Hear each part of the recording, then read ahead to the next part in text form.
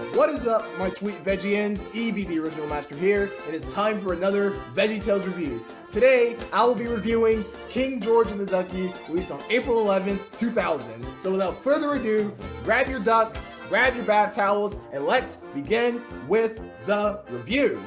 Yeah, I'm so excited.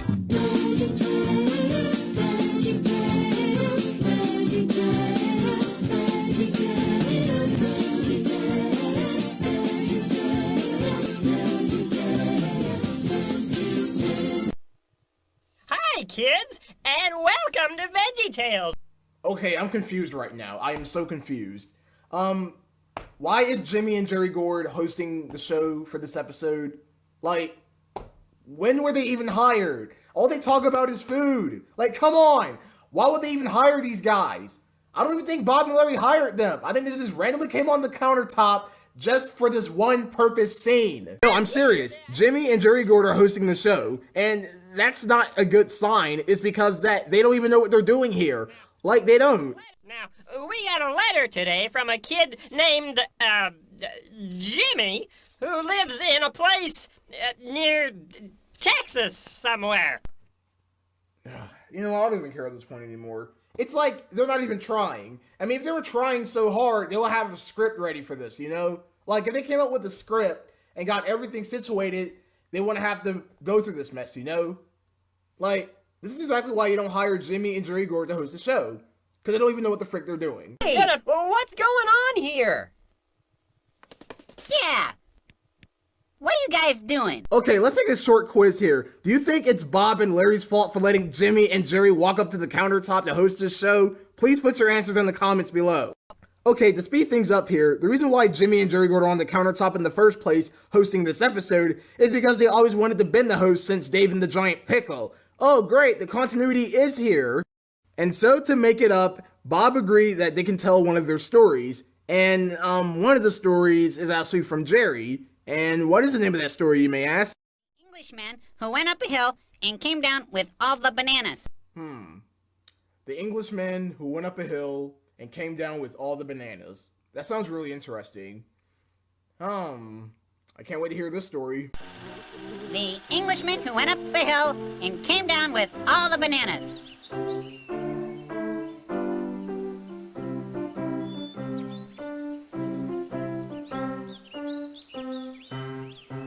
Boy, look at this dude. Look at this wise old gentleman with those cardboard cutouts of bananas. Look at his nose, looking like a freaking fish. Hello, I am the Englishman who went up a hill and came down with all the bananas, leaving, of course, the inhabitants of the hill with no bananas, and therefore bestowing the term selfish upon myself. Yes, no, selfish! Okay, who hired Felipe, one of the French peas, to be a background audience? Like, come on. Like, that's the whole running gag of the story of Felipe over here screaming, "You're so selfish!" Like, boy. Anywho, this scallion onion dude who's playing the Englishman has went up a hill to get bananas, but now he needs strawberries. But here's the problem. Jerry Gourd, who plays as a Swedish guy, will not give any of his strawberries to the Englishman, and the Englishman won't give any of his bananas to Jerry. So the moral of the story is, don't be selfish, share your items, and be great friends. Guys are not so bright! Felipe, if you do not shut up, I am going to get a knife and I'm going to cut you. The end. Hold it! Stop! Stop! Stop! You can't end a show like that! Well, it's way too short! Way too short. Way too short. I think the show is good enough. I think the wise old Englishman who went up the hill and came down with all the bananas is a good segment alone. That's it. That's a good segment, Bob. I don't care if it's short. It's good. The story was kinda, well, I don't know. QWERTY's off, and there's not even a verse. No, this is all wrong. We gotta do it again. Shut up! So after Bob's meltdown, he tells Larry that he's received a letter from Lucy Thomas from Bismarck, North Dakota about, her sister and her not sharing her toys. Like, hasn't this already been done before? Once upon a time, there lived a king.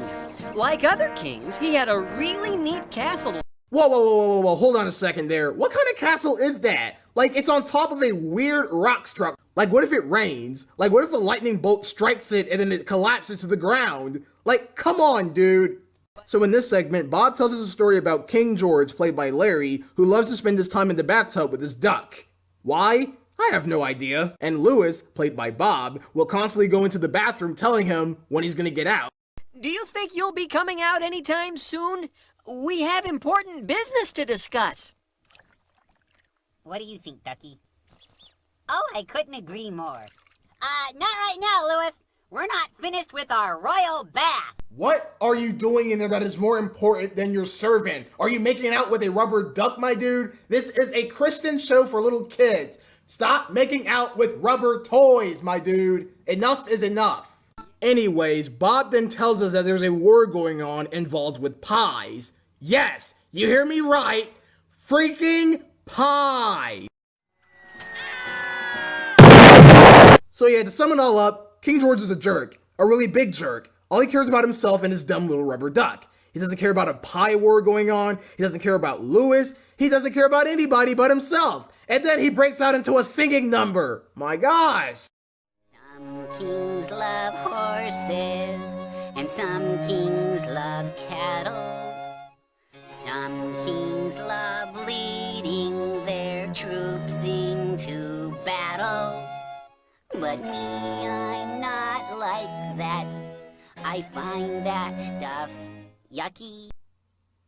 So instead of serving your kingdom on cattle and fighting wars and making sure the kingdom is safe, you would rather be sitting in a tub in your own filth with a rubber duck. What are you? Because I love my duck. Sir, if I could have a minute. Love my duck. There are some things we must discuss. I love my duck. See, there's a war and, well, we're in it. Love my duck. Oh, I don't mean to make a fuss. Then don't.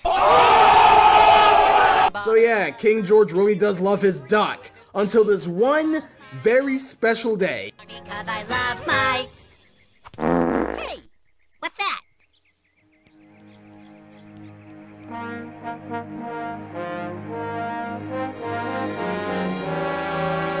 Yeah, play ominous trumpet music as the camera pans down to the buildings below them. Way to go, Kurt Heineke, way to go. So while looking through the binoculars, Larry then searches through town.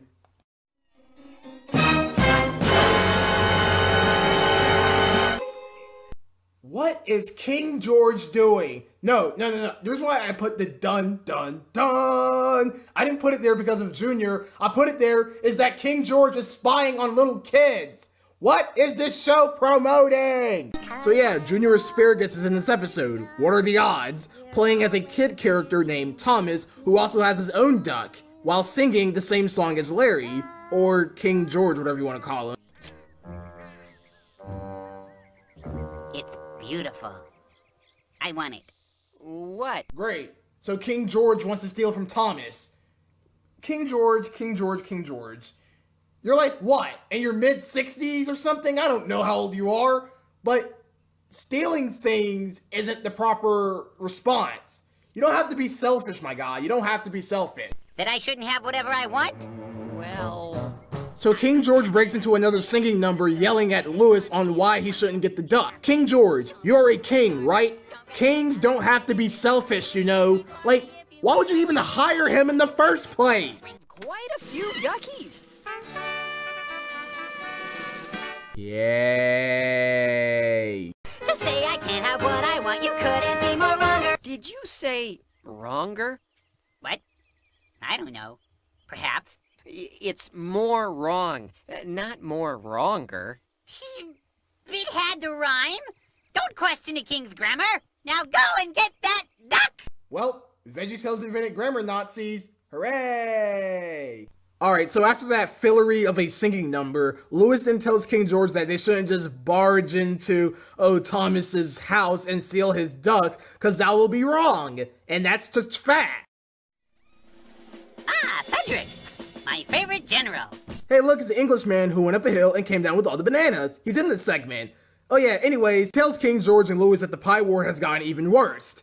Because King George isn't doing his job. And what does King George suggest? You know, I believe Thomas would like to help. Thomas? He's rather small. He's surprisingly strong for his size. As you wish, sire. Your Highness. And one more thing, Cedric. Put Thomas at the front of the battle. Then have everyone else step back. Great. We're now screwed. Louis, meet me at dusk at the East Gate. We've got a little job to do. Oh great. I'm getting Larry Boy and the Rumor Weed flashbacks. Thanks, King George.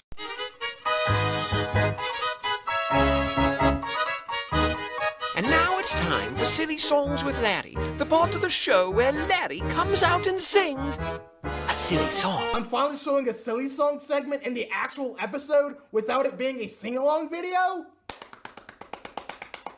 So let me sum up this whole silly song. Larry's watching a soap opera known as Barbara Manatee.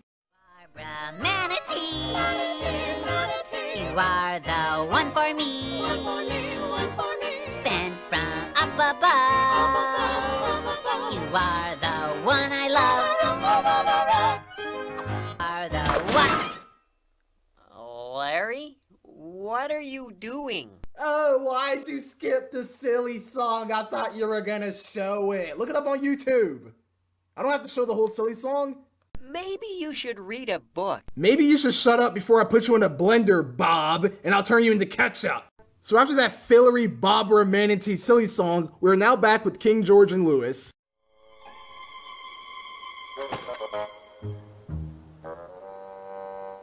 All right, follow me. Look, King George, you're supposed to be robbing, right? That is not the proper outfit. That'll make you look like you're some kind of a jokester or something.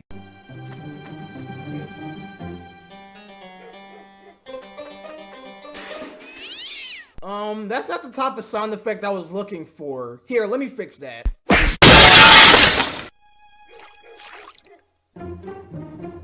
Okay, I love how you can hear the police sirens in the background, but you can't actually see the police cars. Like, why can't they show them?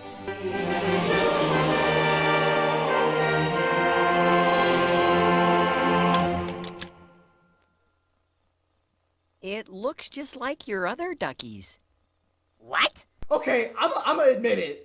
The way how King George said what is slightly better than Junior's from Where's God When I'm Scared. It's almost up there. I mean, it sounds so good. Like, play that again at least 3 more times. What? Way to go, King George, way to go.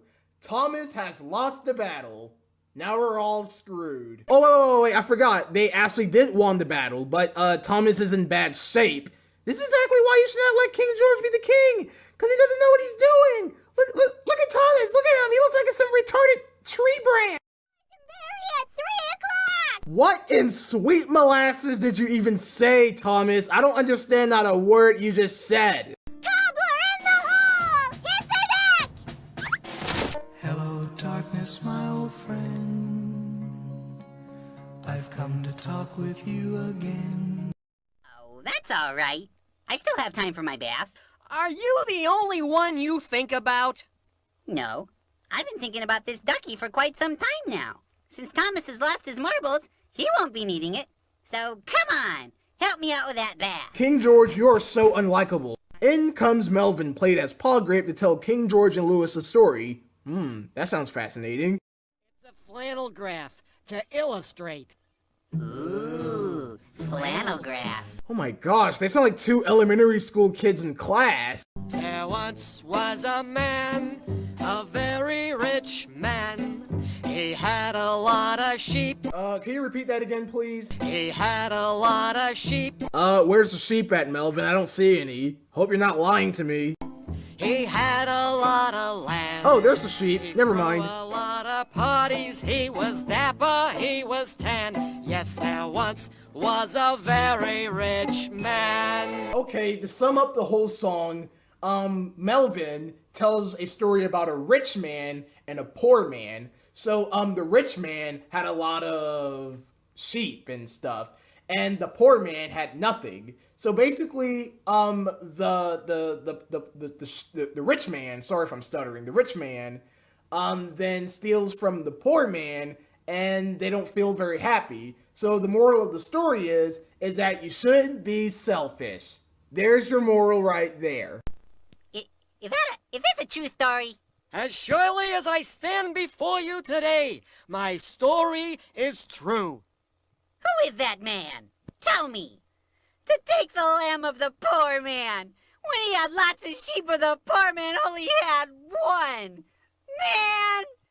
For his cruelty, he will spend the rest of his days locked in my dungeon. King George, that was you who was in that illustration. You're the one who needs to be thrown in the dungeon. You are that man.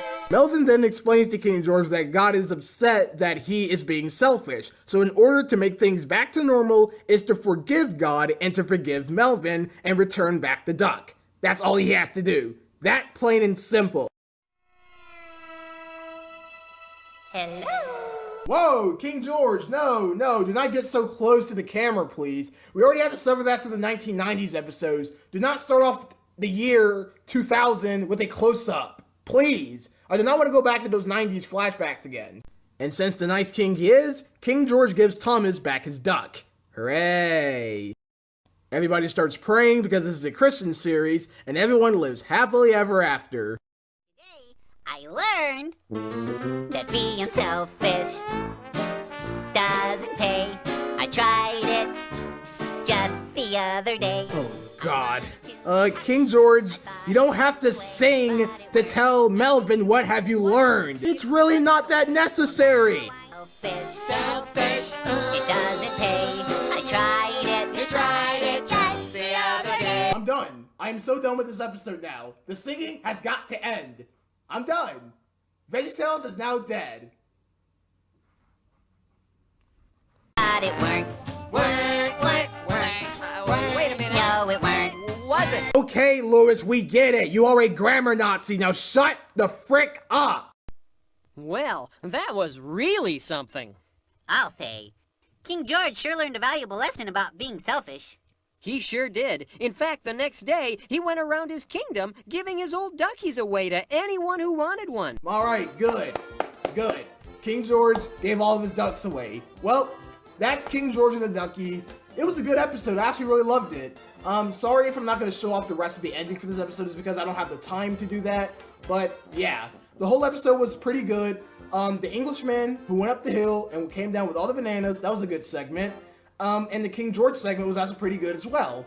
So yeah, that's my review for King George and the Ducky. I'll see you guys next time on my review on Lyle the Kindly Viking. With that said, God made you special and he loves you very much. Goodbye.